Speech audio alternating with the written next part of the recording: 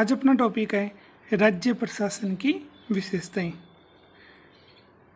राज्य प्रशासन की विशेषताओं को कुछ बिंदुओं के माध्यम से हम पढ़ेंगे। सबसे पहले हम बात करते हैं नंबर 1, राज्य प्रशासन का स्वतंत्र अस्तित्व। देखो, भारत में ये व्यवस्था कर रखी है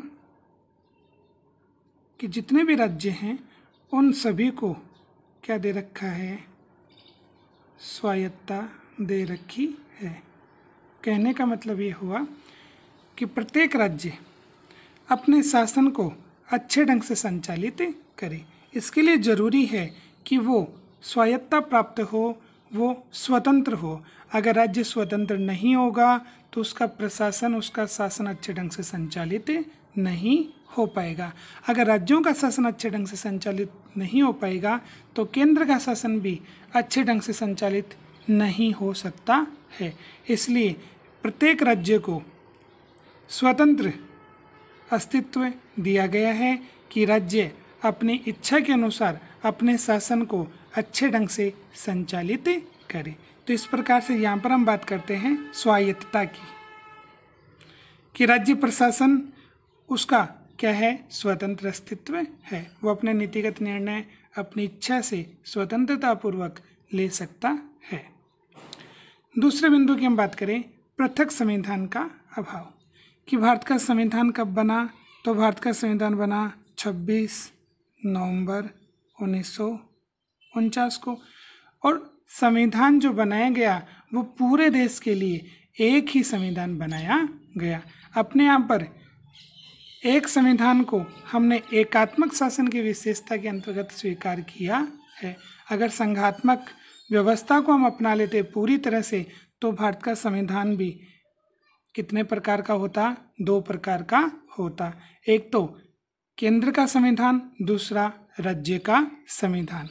तो केंद्र के संविधान से केंद्र का शासन संचालित होता और राज्य के संविधान से राज्य का शासन संचालित होता। लेकिन हमने एक ही संविधान को स्वीकार किया है और उसी के माध्यम से केंद्र का शासन भी संचालित होता है और उसी के माध्यम से राज्य का शासन भी संचालित होता है।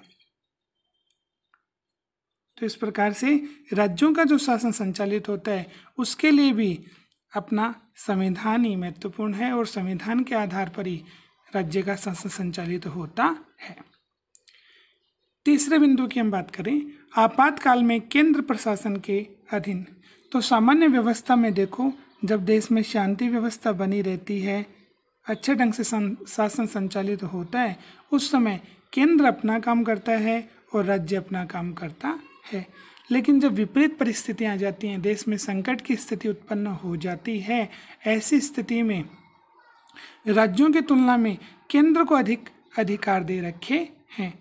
और आपातकाल में हमने पढ़ा था भारतीय संविधान के भाग 18 में,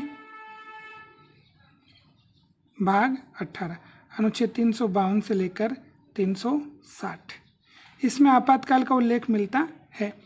और आपातकाल 3 प्रकार का है। जब आपातकाल लागू होता है तो ऐसी स्थिति में केंद्र शक्तिशाली हो जाता है।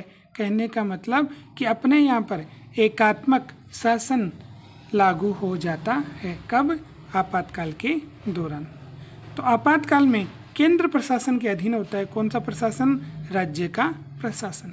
अन्यथा शांति व्यवस्था में राज्य अपने शासन को अच्छे ढंग से स्वतंत्रतापूर्वक चला सकता है। ऐसा क्यों किया गया है? ऐसा देश की सुरक्षा और एकता बनाए रखने के लिए किया गया है। फिर बात कर लें नंबर 4 की, केंद्र पर निर्भर। कि सामान्यतः राज्य कोई कार्य करेगा तो उसके लिए उसे किसकी जरूरत पड़ेगी? वित्त की, पैसे की जरूरत पड़ेगी। अब ये पैसे का जो वितरण है वो किसके माध्यम से किया जाता है? वित्त आयोग के माध्यम से। भारतीय संविधान का अनुच्छेद कौन सा? 280, जिसमें वित्त आयोग का उल्लेख मिलता है। वित्त आयोग जो है वो क्या करेगा कि केंद्र के माध्यम से जो कर लगाए जाते हैं उन करों का विभाजन करता है, सरकार को अपनी सिफारिश देता है कि कितने कर तो राज्यों को दिए जाएं, कर से 100% कर से जो हिस्सा है वो कितना तो राज्यों को दिया जाए और उसका कितना हिस्सा केंद्र को दिया जाए। तो ये वित्त आयोग केंद्र और राज्यों में करों का वितरण करता है, बंटवारा करता है। अब अगर राज्यों को केंद्र से ज़्यादा सहायता मिलेगी, केंद्र से ज़्यादा वित्त मिलेगा, पैसा मिलेगा, तो राज्य उतना ही शक्तिशाली होगा, उतना ही अच्छे अपने प्रशासन को संचालित कर पाएगा। तो इस प्रकार से आर्थिक दृष्टि से अगर हम देखें तो केंद्र पर निर्भर कौन रहता है? केंद्र पर निर्भर होता है राज्य। आगे हम बात कर लें 5वें बिंदु की कि राज्य प्रशासन विकास प्रशासन का द्योतक। कि भारत में राज्यों की व्यवस्था इसीलिए की गई है कि राज्य बोल दें या इकाइयाँ बोल दें कि ये अपना शासन अच्छे ढंग से संचालित कर सकें।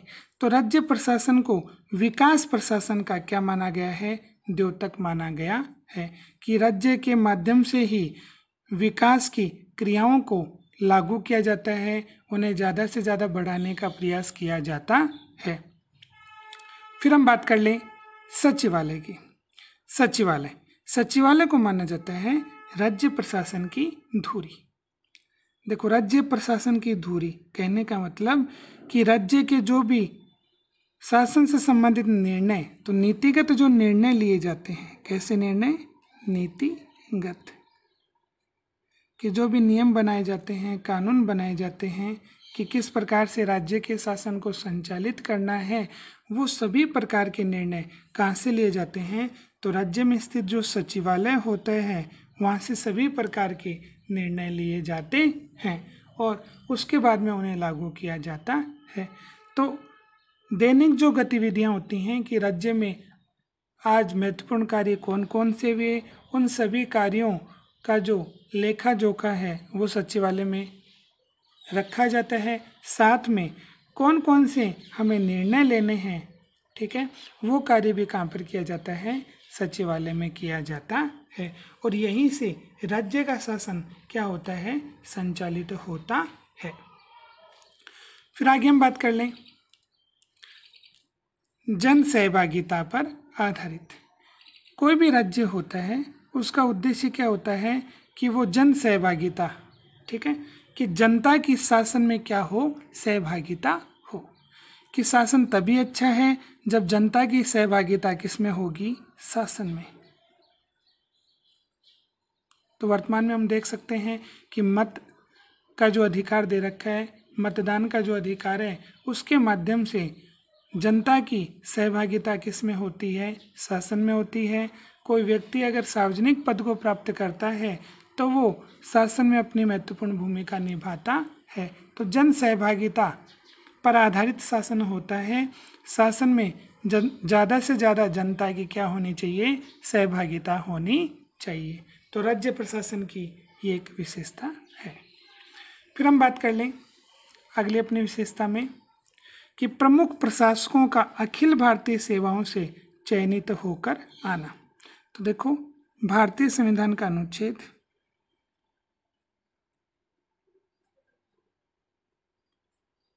312, इसमें उल्लेख मिलता है हमें अखिल भारतीय सेवाओं का।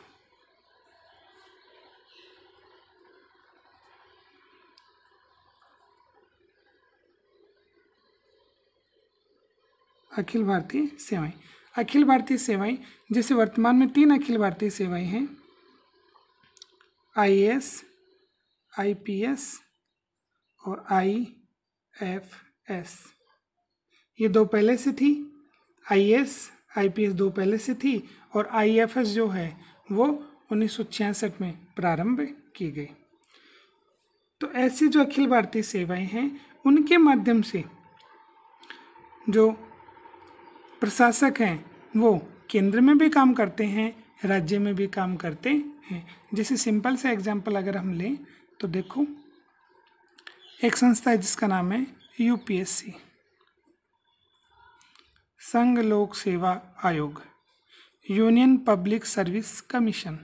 तो ये संघ लोक सेवा आयोग जो है ये इन अखिल भारतीय सेवाओं का क्या लेता है? एग्जाम लेता है। और इसके माध्यम से अब देखो, केंद्र का एक विभाग हो गई, एक संस्था हो गई जो इन अखिल भारतीय सेवाओं की परीक्षा लेती है और इसके माध्यम से जो व्यक्ति चयनित होकर के आते हैं वो केंद्र में भी काम करते हैं और साथ साथ में कहाँ पर काम करते हैं, राज्य में भी काम करते हैं। जैसे सिंपल से एग्जाम्पल आप समझ सकते हो कि जैसे कलेक्टर है, कलेक्टर केंद्र में भी काम करेगा, ठीक है, और राज्य में भी क्या करेगा, काम करेगा। तो इस प्रकार से जो इन सेवाओं के माध्यम से जो व्यक्ति चुने गए, जो प्रशासक चुने गए, ठीक है, वो अखिल भारतीय सेवाओं से आते हैं और वो केंद्र में भी काम करते हैं और वो राज्य में भी काम करते हैं। तो राज्य के लिए अलग से अखिल भारतीय सेवाओं का कोई प्रावधान संविधान में नहीं है। फिर बात कर लेते हैं हम राज्यपाल की, कि राज्यपाल राज्य में राष्ट्रपति का क्या होता है, प्रतिनिधि होता है। कि राज्य का जो संवैधानिक प्रधान होता है वो कौन होता है, राज्यपाल।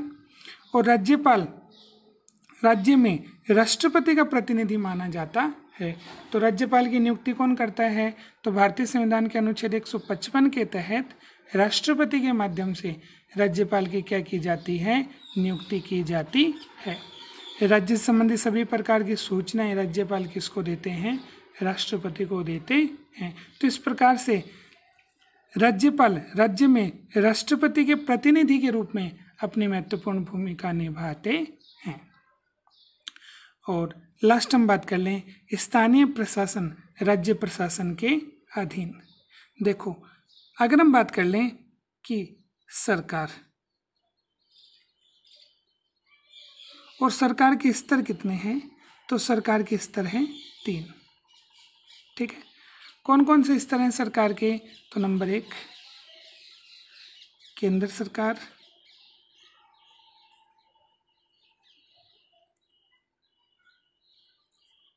दूसरा है राज्य सरकार,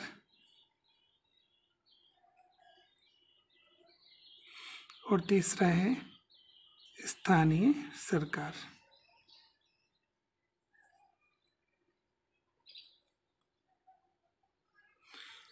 अब स्थानीय सरकार की शुरुआत भारत में कब होती है, 1992 में होती है। उससे पहले सरकार के कितने स्तर थे, तो उससे पहले सरकार के 2 स्तर थे, एक केंद्र में और दूसरा राज्य में। 1992 के माध्यम से एक सरकार का तीसरा स्तर आया जिसे स्थानीय सरकार भी कहा गया। अब यहाँ पर बात हो रही है कि स्थानीय प्रशासन राज्य प्रशासन के अधीन, कि संविधान के माध्यम से शक्तियों का बंटवारा केंद्र में कर रखा है और किस में कर रखा है, राज्य में कर रखा है। लेकिन अगर स्थानीय सरकार की बात करें तो स्थानीय सरकार स्थानीय प्रशासन जो है वो राज्य प्रशासन के अधिकार में है। तो राज्य सरकार या राज्य प्रशासन जो है वो शक्तियाँ प्रदान करता है किसे, स्थानीय सरकार को, और फिर स्थानीय सरकार अपने कार्यों को अच्छे ढंग से करती है। तो राज्य सरकार के अधीन कौन सा आता है, स्थानीय प्रशासन या स्थानीय सरकार। तो इस प्रकार से आज हमने पढ़ा कि राज्य प्रशासन की कौन कौन सी विशेषताएं हैं।